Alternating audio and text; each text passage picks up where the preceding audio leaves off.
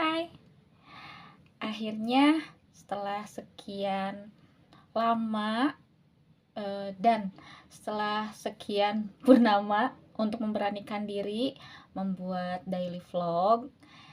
Jadi ini merupakan daily vlog pertama saya dan ini akan menjadi sesi perkenalan pertama mungkin ya. Teman-teman, perkenalkan saya Fitri. Orang-orang biasanya sih panggilnya Bu Pit, atau misalnya orang-orang terdekat bisa panggil Empi juga gitu, tapi yang lebih sering sih Pit atau Empit gitu ya. Nah, saya ini merupakan seorang ibu yang memiliki 2 anak. Nah, anak yang pertama itu sebetulnya dua-duanya juga masih balita, bukan balita sih ya, masih golden age gitu, masih lagi lucu-lucunya ya. Nah, di sini vlognya yang akan saya buat itu ya tentang kehidupan sehari-hari, juga tentang aktivitas yang ya sedang mulai resolusi nih, kan sekarang udah 2025 nih ya. Jadi teman-teman juga pasti dong punya resolusi. Nah, ada beberapa resolusi nih yang saya bawa ya. Jadi gini, kemarin itu ada pelatihan ya, pelatihannya ya terkait dengan hipnosis, kemudian tentang kesehatan mental gitu. Nah, judul dari kegiatannya itu menginspirasi dan memperbaiki diri. Nah, di tahun 2025 ini hal yang pertama kali saya lakukan ya tadi sih mengevaluasi 1 tahun yang lalu tuh, yaitu dengan memperbaiki diri. Jadi apa yang menjadi yang sudah terjadi, kemudian kita evaluasi ya. Nah, di sana punya ilmu baru nih. Waktu itu pematerinya itu dari Magnet Rezeki ya, Ibu Hetty kalau nggak salah ya. Dan di sana itu sesi materinya itu daging semua ya, dan ada satu yang menjadi titik dari saya harus lebih berkembang gitu ya, dalam arti setelah memperbaiki diri kita harus menginspirasi. Nah, di sana kita dapat oleh-oleh nih, ada amplop warna pink. Kalau ini sih distikerin sama anak saya ya. Kemudian ini juga ada stempel. Waktu itu sih stempelnya dari snack sih ya, tapi ini tulisannya bagus nih. Tulisannya itu terima kasih dan selamat menikmati. Jadi langsung tuh dibuat quotes gitu ya. Quotesnya itu selamat menikmati 2025 dan terima kasih 2024 telah banyak hikmah gitu. Jadi begini ya, sebetulnya untuk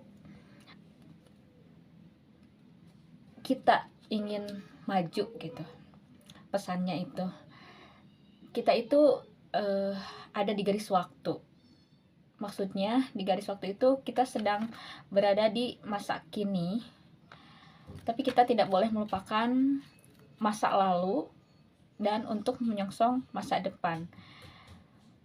Kita yang ada di masa kini harus mempunyai mimpi yang bagus, mimpi yang hebat, mimpi yang luar biasa untuk masa depan. Tetapi terkadang apa yang kita lakukan hari ini seperti evaluasi atau perbaikan ya, introspeksi sebelumnya, terkadang ada hal yang menurut kita itu gagal gitu. Padahal kegagalan itu hanyalah tentang mindset atau tentang pola pikir. Jadi tidak ada yang membunuhmu kecuali pola pikirmu sendiri gitu. Orang yang ingin maju itu harus mengubah pola pikirnya. Jadi apabila pola pikirnya itu di masa kini dipengaruhi dengan pola pikir negatif, biasanya itu karena pengaruh masa lalu. Nah, pesannya kita harus merubah mindsetnya, dan kita harus harus memvalidasi perasaan-perasaan ataupun kejadian-kejadian di masa lalu, baik itu yang menyenangkan ataupun yang kurang menyenangkan, sebagai pembelajaran atau hikmah. Jangan diabaikan atau jangan pura-pura dialihkan atau pura-pura baik saja gitu. Apabila itu hal yang kurang mengenakan, ya kita terima. Dan ada satu analoginya. Waktu itu dianalogikan seperti halnya pola pikir kita ketika menemukan hal yang tidak mengenakan, baik itu di masa kini ataupun di masa lalu. Kita pikirkan bahwa itu adalah sebuah jeruk nipis. Kenapa?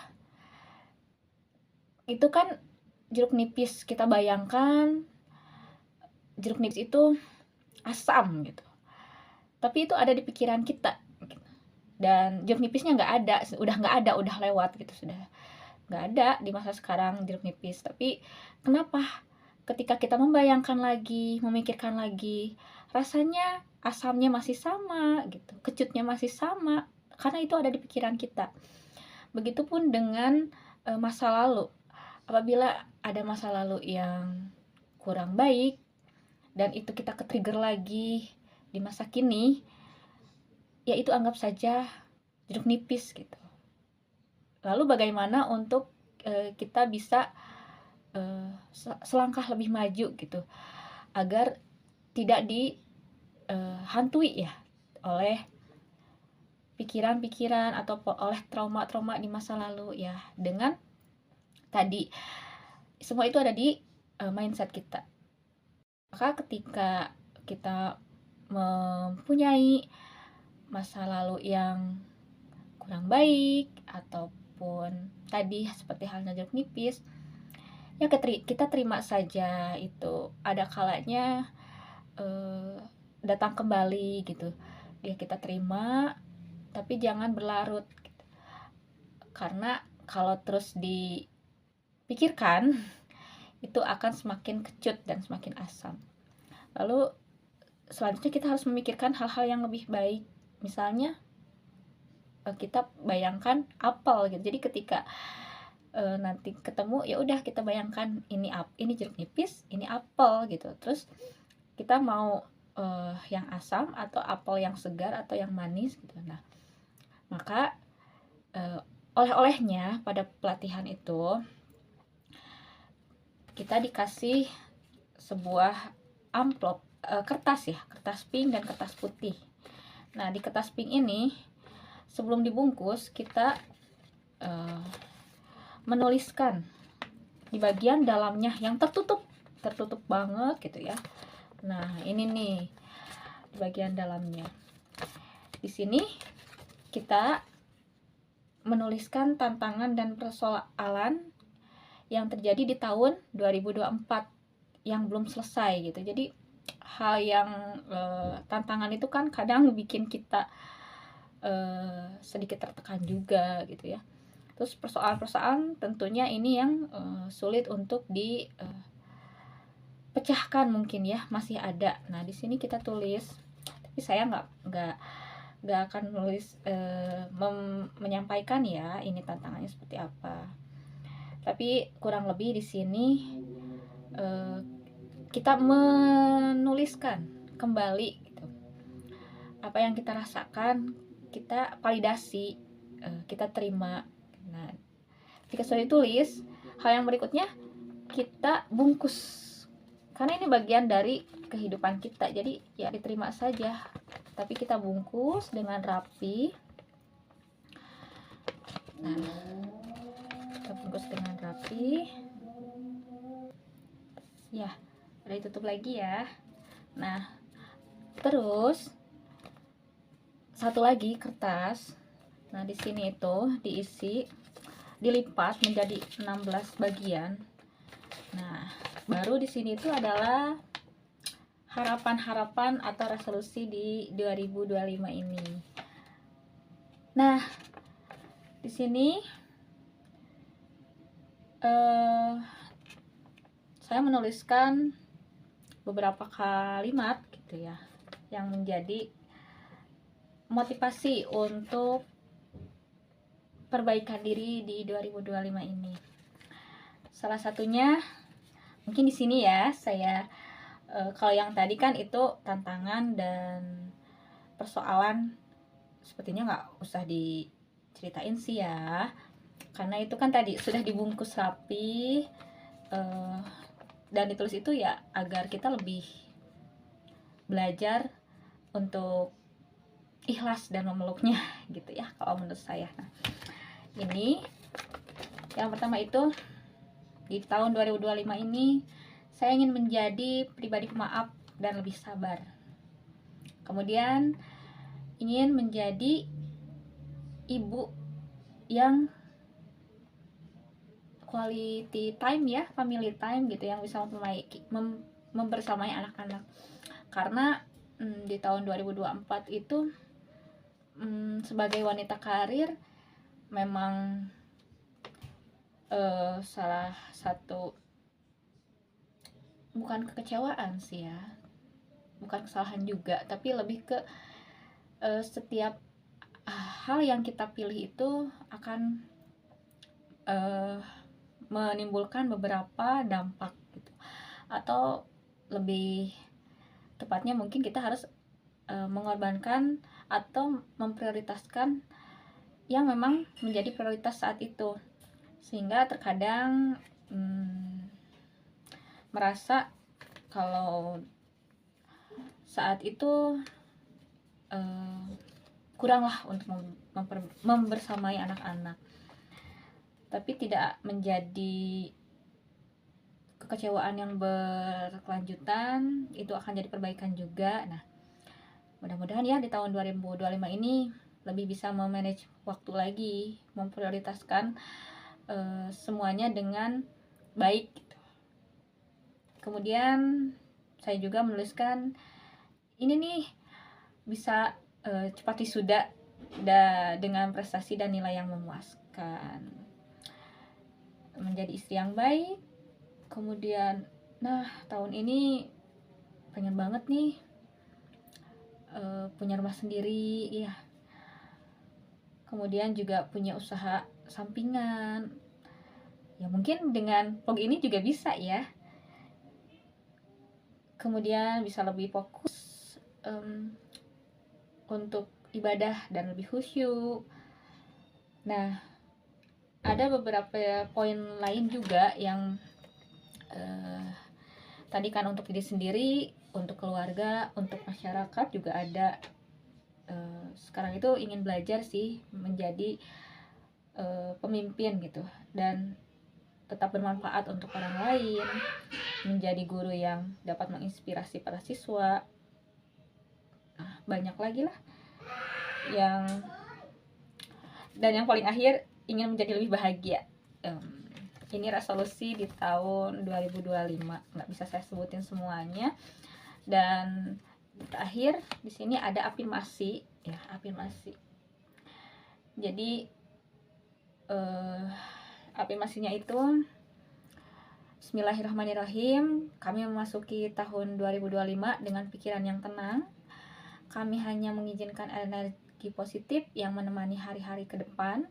Kami percaya kebaikan datang di saat kami ridho terhadap apapun yang telah berlalu. Melepaskan segala hal yang tidak berguna dalam kehidupan ini, seperti kesedihan, kemarahan, kekecewaan, kedengkian, juga kesombongan. Dan kami lebih memilih menikmati hari ini penuh kesyukuran dan siap menjalani masa depan dengan penuh keikhlasan, serta berserah penuh kepada Zat penguasa alam. Nah, ini terakhir untuk afirmasinya. Nggak kelihatan ya. Nah, begitu teman-teman.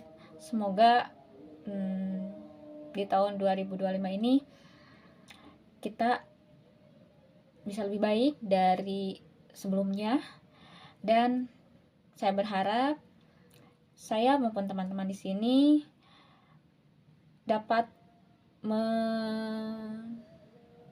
kembali mencapai resolusi-resolusi yang teman-teman buat. Dan jangan lupa untuk ditulis, itu sebagai pengingat kita juga ya.